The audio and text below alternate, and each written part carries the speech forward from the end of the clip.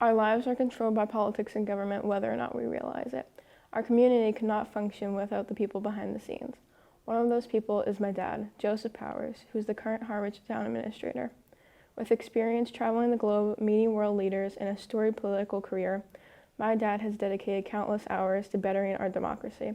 Today, I will be interviewing him to talk about what inspired him and where he is today. Hello, today I'm going to be interviewing my dad, Joseph Powers, Harwich Town Administrator. So today I'm going to ask you a few questions.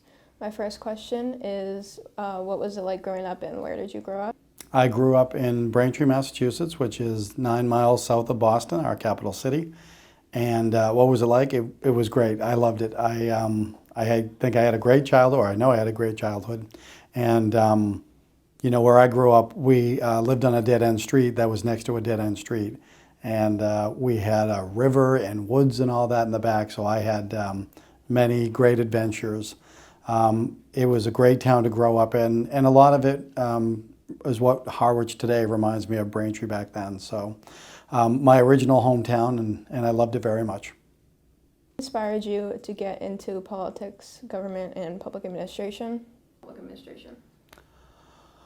Well, there was never really one main event. I always remember, even as a young child, being aware of what I didn't think of at the time as government or politics. In my family, my parents grew up in Boston, and so I found out later that a lot of the people they were talking about were government leaders and politicians from Boston. So I heard these names growing up, and then I'd read about them in the newspaper. But for me, I think the love of government, and it really is for me a love of government, really started when I was a freshman in high school. Much like we have here at Monomoy, back in my day, you could run for a student government or student council. And one of the races you could run for was high school representative to the school committee. And so I did that. I did it a very long time ago. I'm not going to do the math, but I was young. I'm still young now. But I got elected in my freshman year, and I stayed in that role. I ran every year for my entire high school career. And so I learned firsthand, being a high school student sitting at the school committee meetings was something I loved. And so I knew that I loved government.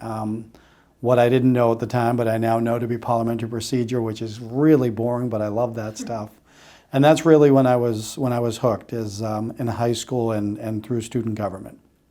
Would you say you had any life-changing events that furthered your career? Without a doubt, and again, while I was in high school. When I was in my junior year in high school, I was very active in my church youth group, and this one's time in the 1980s, there I'll put it on camera, when famine was a real issue, not that it isn't now, but there was a lot of focus on it. And so my youth group did some fundraisers. I was the sort of lead on that.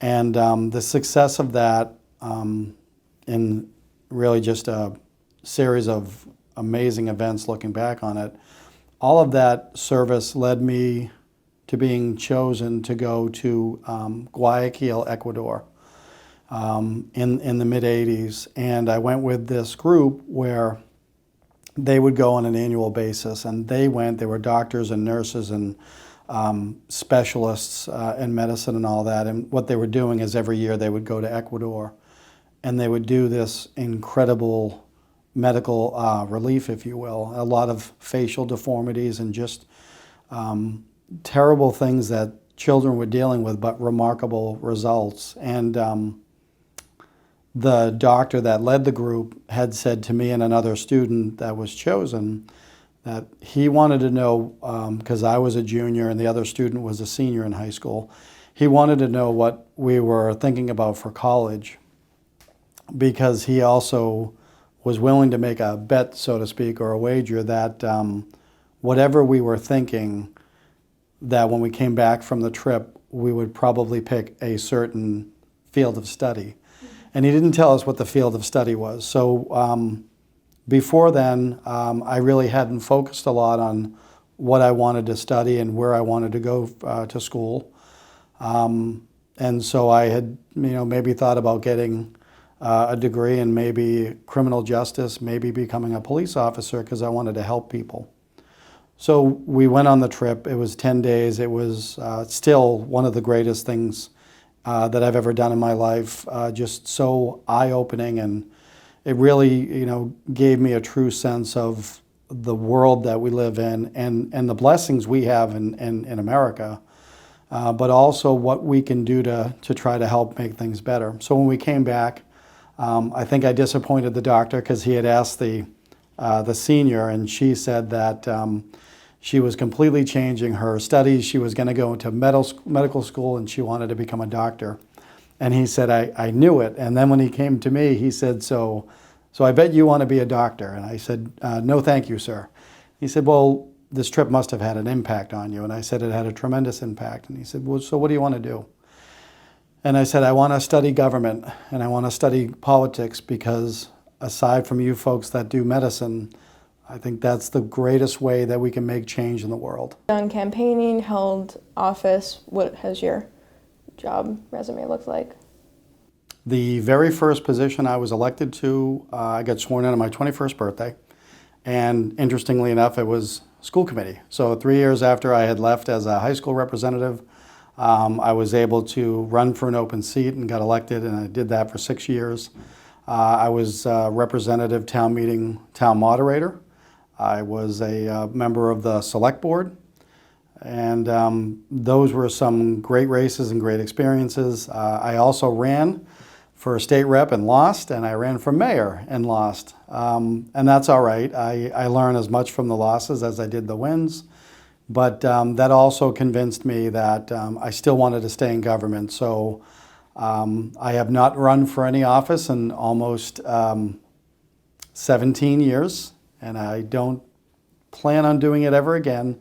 But that's what got me into public administration, and that's the appointed side of government. And I thoroughly enjoy it, and love the experiences I've had in that. What advice would you give to people who want to pursue a career in public administration? Please do it. Absolutely do it. Public administration is the folks that get the work done in government day in and day out. We certainly support the elected officials. So if anybody was ever interested in running for public office, I would say it is the greatest, scariest thing you can ever do. So do it. But in all these instances, there's the word public. Whether it's public administration in the role that I have as town administrator, or any other role in government, it works because people are stepping up. And so whether you are a public servant, as they refer to elected officials, or a public official, it's all about the public. And so every one of us has an opportunity to make a difference in government. I can tell you firsthand, there's no greater way to make a difference in government than to get involved at the local level. And public administration is a challenging but incredibly rewarding career. And anyone that's interested in the study of government or politics or public administration, I would encourage them wholeheartedly.